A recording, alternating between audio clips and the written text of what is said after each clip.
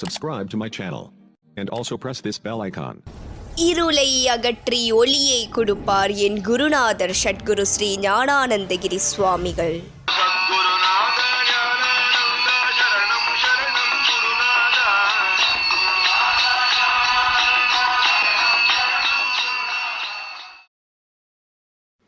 அனைவருக்கும் வசந்தாவின் வணக்கம். ஸ்ரீ ஞானானந்த தரிசனம் 9ஆம் அத்தியாயம், நேற்றைய தொடர்ச்சி. தத் என்னும் எந்த சொல்லால் அளவு கடந்த மண்டல வடிவமாய் சராச்சர பிரபஞ்சம் வியாபிக்கப்பட்டுள்ளதோ, அதன் உண்மையான பிரம்மம் எவரால் காட்டப்பட்டதோ அந்த குருவிற்கு நமஸ்காரம். துவம் என்னும் சொல்லால் தேகத்தில் ஜீவத்தன்மையை அடைந்துள்ள சுத்த நிஷ்கலமான ஆத்ம சைத்தன்யம் எவரால் காட்டப்பட்டதோ அந்த ஸ்ரீ குருவிற்கு நமஸ்காரம்.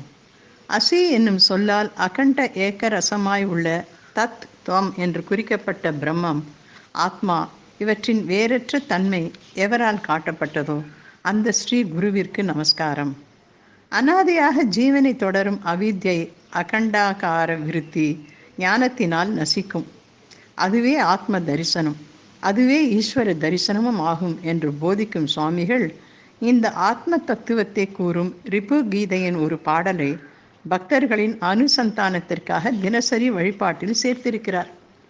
விமலமதாய் வேறற்ற அகண்டாகார விருத்தியினில் விளங்கிய சத்குருவே போற்றி என அந்த பாடல் தொடங்குகிறது. ஆத்மாவாகிய குருவின் தரிசனத்தை அருளுமாறு ஒரு பக்தை பாடுகிறாள். உள்ளொளியாக உத்தமனே, உள்ளொளியாகிய உத்தமனே, உன்னை அகமுருகி துதிக்கும் வரம் தருவாய். தன்னொழியாய் உனது அருள் எங்கும் தங்கியே என்றும் மங்காது சுடர் வீசும் உள்ளொளியாகிய உத்தமனே, தரிசனம் காண்பது எத்தினமோ, மெய்யருவை உணர்வது எத்தினமோ, ஞான ஜோதியே, ஆனந்த கடலே, உன்னில் நான் கரைவது எத்தினமோ. அள்ள அள்ள குறையாத குரு அருள் தரும் சமாதி நிலையை அவர் மேலும் பாடுகிறார். எண்ணம் அடங்கும் உன்னை கண்ணுற்ற போது, என் உள்ளம் ஒடுங்கும் உன் அருள் பெற்ற போது, ஐம்புலன் தொழில் யாவும் அழியும், அப்போது அத்வைத்த ஆனந்த நிலை இனி எப்போதும். ஒருவனுக்கு ஸ்வரூப நாட்டம் ஏற்படும் போதுதான் குருமூர்த்தி தோன்றுவார் என்று கூறும் சுவாமிகள், சிஷ்யன் வைராகியத்துடன் சர்வ சங்க பரித்தியாகம் செய்தால்தான் குரு தர்சனமாகி ஆத்மானுபூதி ஏற்படும் என்பதை மிகவும் தெளிவாக அபிஷித்தானந்தருக்கு விளக்குகிறார். ஆற்றின் அந்த கரையில் ஒரு மகா புருஷர் இருப்பதாய் நீ ஒரு நாள் கேள்விப்படுகிறாய். அவரை பற்றி எல்லோரும் புகழ்கின்றனர். நீ அவரை பார்க்க விரும்புகிறாய். நீ ஆற்றின் கரைக்கு வந்து ஆற்றில் வெள்ளம் அதிகமாயிருப்பதைக் கண்டு ஒரு படகை தேடுகிறாய்.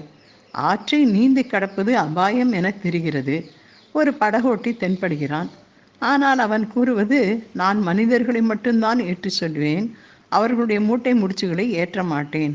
மூட்டைகளை எரிந்துவிட்டு தனியாளாக வர சம்மதமானால் ஏற்று போகிறேன்.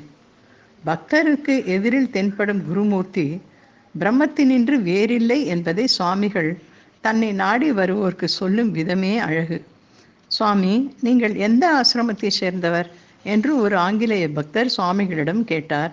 ஸ்வயம் பிரகாச ஆசிரமம் என்றார் நம் குருநாதர். உங்களுக்கு குரு யார்? இயற்கையாய் உள்ள ஒளியில் லயப்பட்டது அந்த ஒளிதான் குரு. மனமே யோகம், மனமே ஆசனம், மனமே மூர்த்தி, மனமே குரு, மனமே தவம், மனமே தியானம். சுவாமி, நீங்கள் என்ன யோகம் பழகினீர்கள்? சுவாமி சதா யோகத்தில் இருக்கிறது. இப்படி ஒருவர் தன் நாவலை அடக்க முடியாமல் சுவாமிகளிடம் குருவை பற்றி கேட்டு தெரிந்து கொள்கிறார்.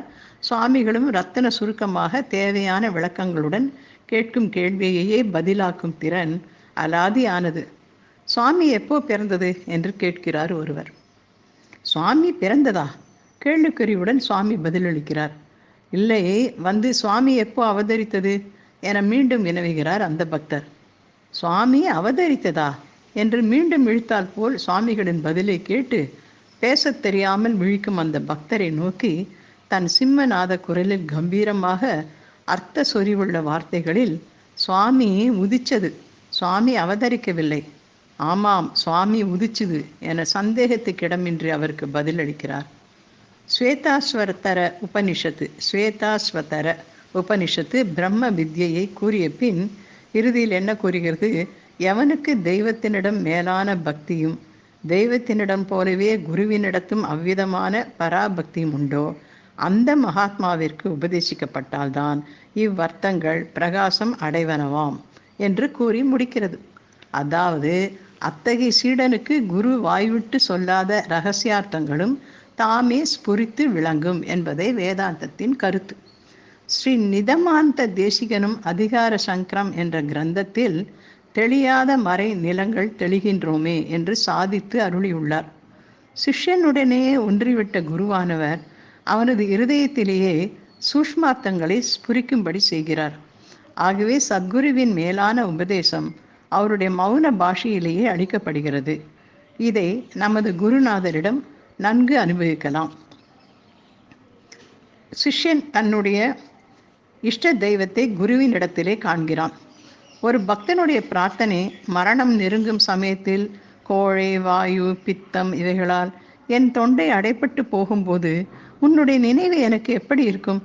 அந்த சமயத்தில் நீ என் முன் வர வேண்டும், வழித்துணையாய் இருக்க வேண்டும் என்பதாகத்தான் இருக்கும். இதை முகுந்தமாலா, சுப்பிரமணிய புஜங்கம் மற்றும் பல ஸ்தோத்திரங்களில் காணலாம். இஷ்ட தெய்வமே சத்குரு வடிவில் வந்துள்ளதால் அவரிடம் அனன்ய சரணாகதி அடைந்த அன்பனை அவர் கைவிடுவாரா? இதன் தொடர்ச்சியை நாளை நாம் காண்போம்.